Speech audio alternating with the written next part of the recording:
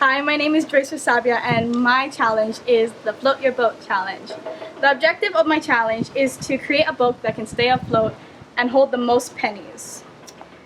What you will need is jumbo popsicle sticks, 3 skewers, 2 straws, tape, and saran wrap.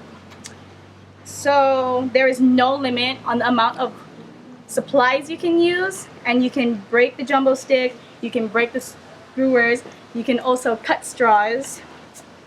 And this project must be done in 15 minutes. You are allowed to check if your boats can float, but you cannot start putting pennies on top until 15 minutes is over.